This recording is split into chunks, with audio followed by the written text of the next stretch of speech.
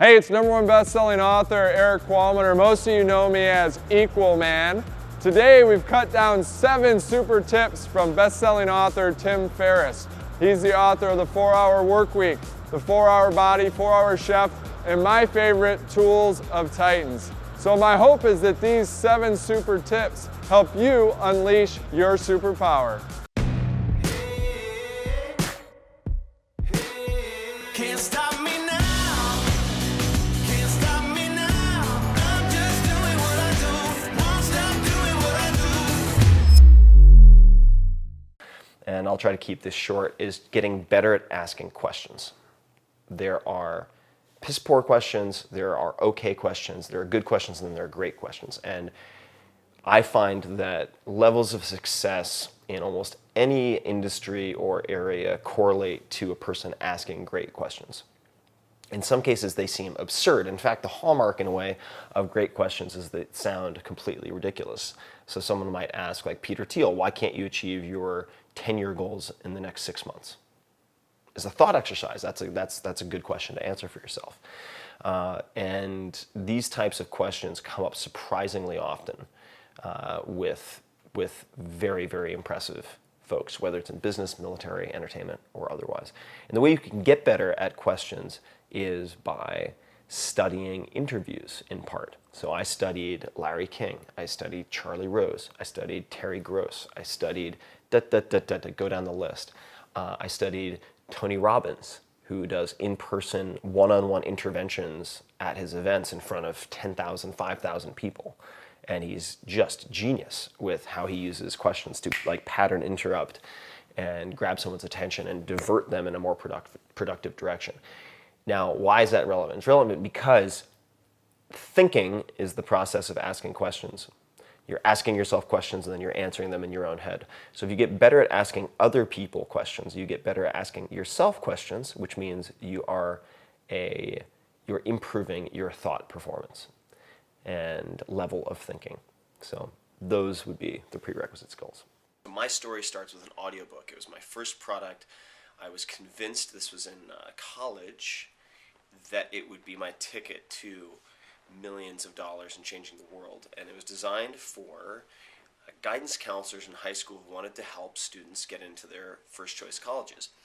Spent ages putting this thing together, spent all of my money buying up inventory, an initial run of about 400 copies, and it sold a grand total of 1 copy to my mother. Not a one was legitimately sold. And it's because I wasn't thinking as my market, I was thinking of my market. In other words, I wasn't writing for a target market that I belonged to. And that was a mistake. So I learned 2 things from that. Number 1, think as your market, not of your market.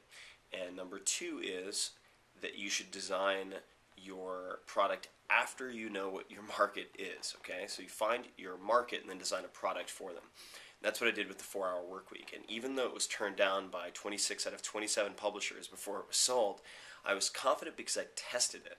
And I had done it very cheaply. So on Google AdWords, for example, I tested the title, The 4-Hour Workweek, with about a dozen others. And this is how it worked. I bid on terms such as retirement, world travel, content related to the content in the book, and then when people search that on Google, on the right-hand side, with the sponsored results, you would see ads that had the headlines, the prospective headlines as the ad titles, and then the prospective subtitles as the ad text. And it led to an empty page, under construction page, but Google mixed and matched the titles and the subtitles, so for less than $200, I could see which combination of title and subtitle had the highest click-through rate. And the 4-Hour Workweek, as much of a blessing and a curse as it is, ended up being the title that won, as did the subtitle that we used. So what I learned is, through that and through all of my experiences up to this point, is that you need to fail and learn how to fail, condition yourself to fail, but in very small, reversible ways. I had no idea the 4-Hour Workweek was going to be as successful as it was, not remotely.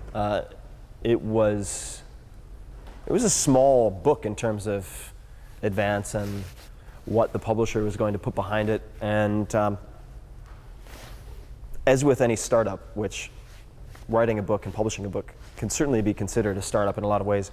There's so many factors outside of your control. I had to assume from the outset that I could be comfortable with the worst case scenario. I think it's very important to be psychologically prepared for the worst and hope for the best, as opposed to being blindlessly optimistic. I think optimism is actually very overrated.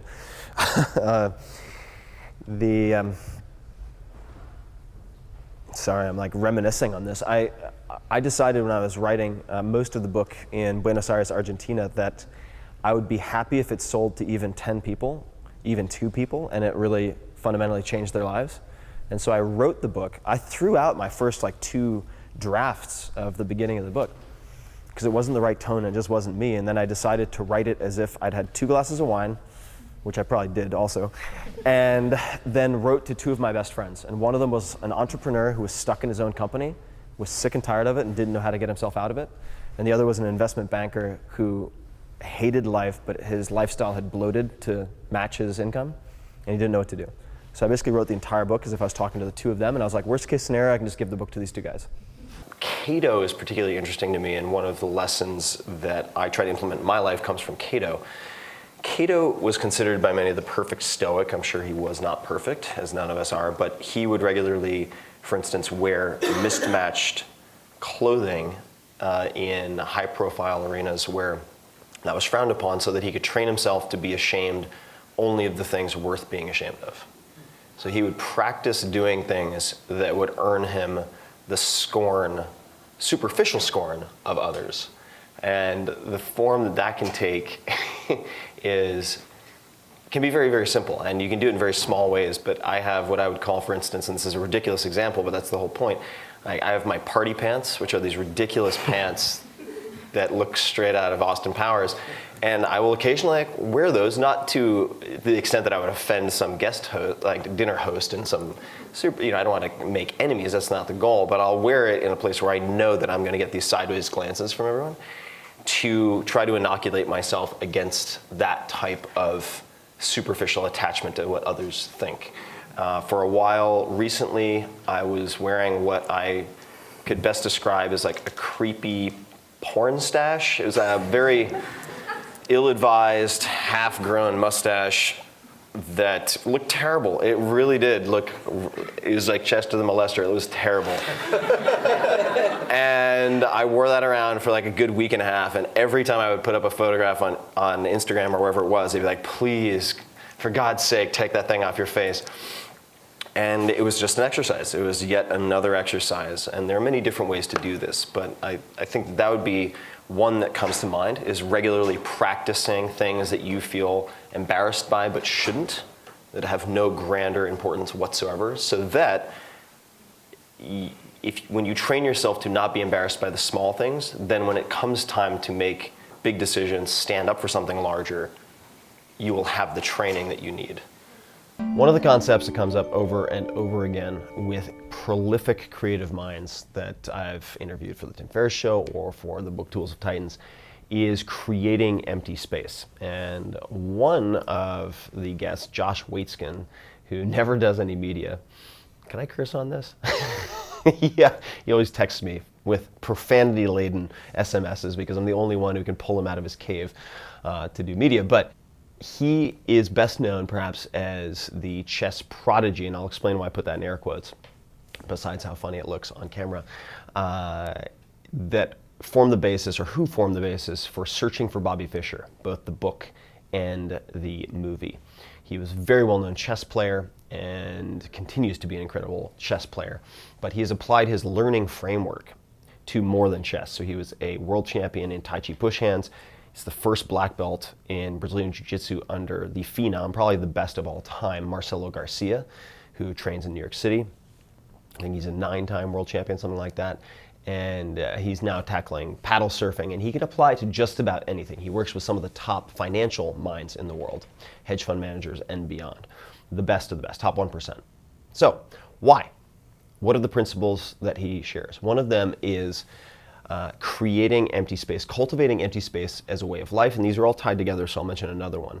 Learning the macro from the micro, and then beginning with the end in mind, and these all work together. So I'll explain, in fact, the last two first. Josh learned to play chess, or I should say more accurately, was coached by his first real coach in the opposite direction when compared to most training and most chess books. He was taught in reverse. So what does that mean?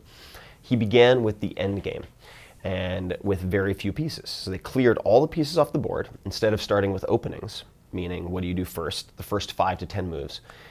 Started with the end game, with king and pawn versus king. What does this do?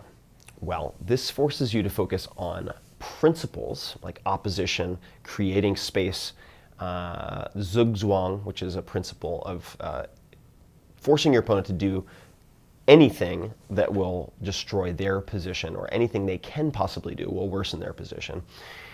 And these types of principles that you learn when there's an empty board with a few pieces accomplish a few things. Number one, you are learning the macro, the principles that you can apply throughout the game of chess in almost any scenario through the micro, this end game situation. And these principles are adaptable. You become a machine that can bob and weave with the circumstances very effectively. Compared to that, as Josh would put it, if you're memorizing the openings, okay, and this might be like memorizing recipes if you're learning to cook, you're effectively stealing the answers from the teacher's guidebook to a test, and you'll be able to beat your friends for a while, and maybe even be considered a pretty decent chess player. But on a deep level, you don't understand the game, and you'll hit a ceiling and you will never progress past that, and you'll get beaten by really good players. So that can be applied to, for instance, Brazilian Jiu-Jitsu. Josh taught me basically all of the most important principles of Jiu-Jitsu through one move. At the end game, which is a choke called the guillotine, which Marcelo is famous for. His version is called the Marcelo-tine, but it's effectively like this. You're choking someone's head in here, and he has a weird way of doing it where he puts his forearm on top of your shoulder. It's pretty wicked. If you want to be put unconscious, you can go to that gym and experience that yourself.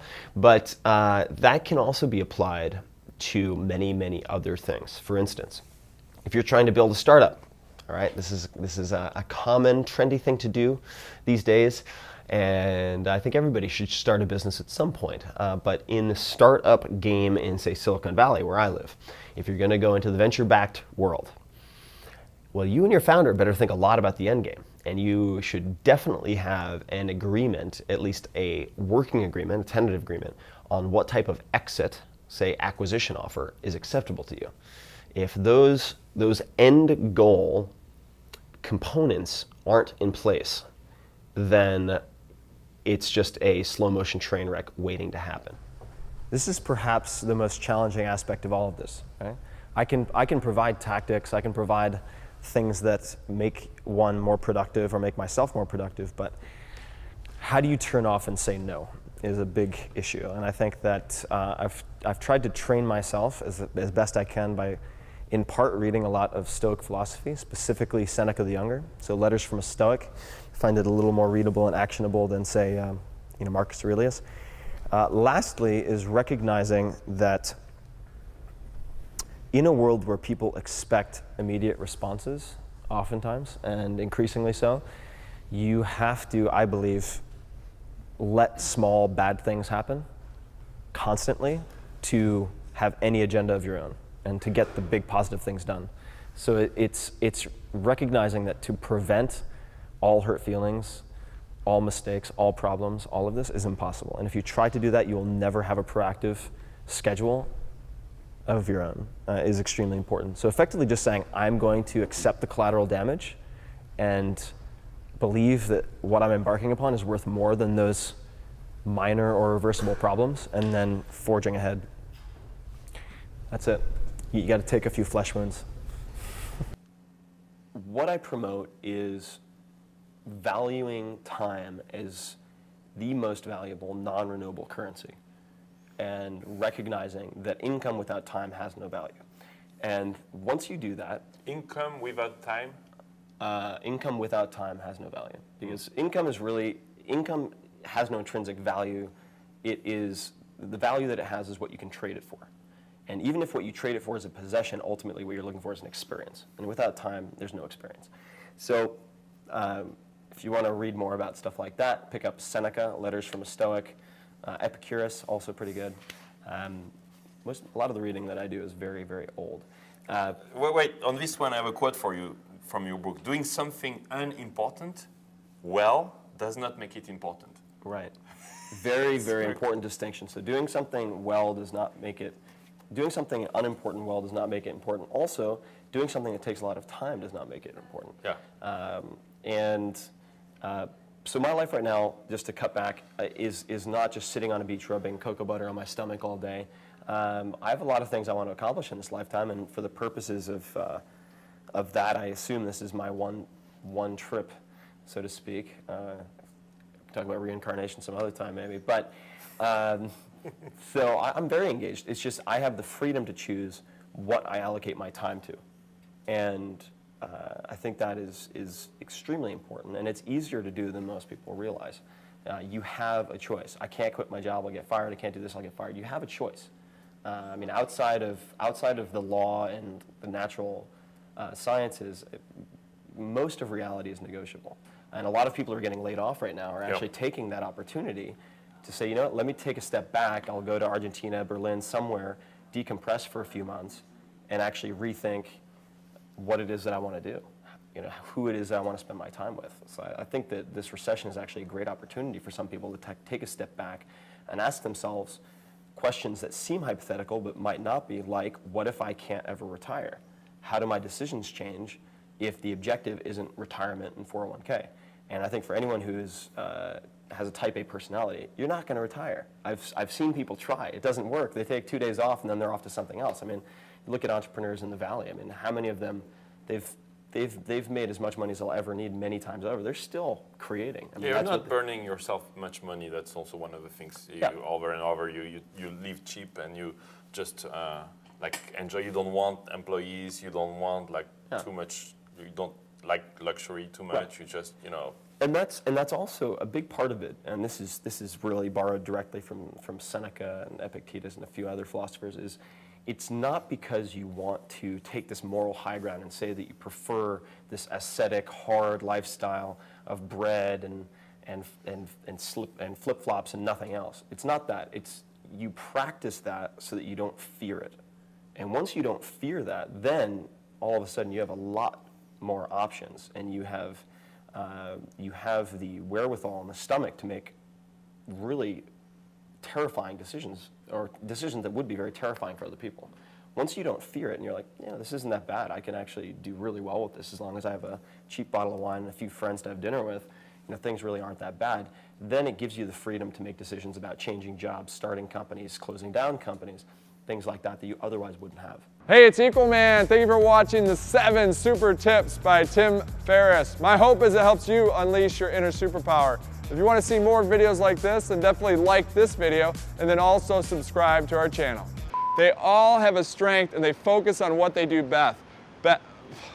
Again, the key that they are, so in order to properly, the best way to properly juggle, so in summary, the easiest way to juggle, so in summary, the best way to juggle your priorities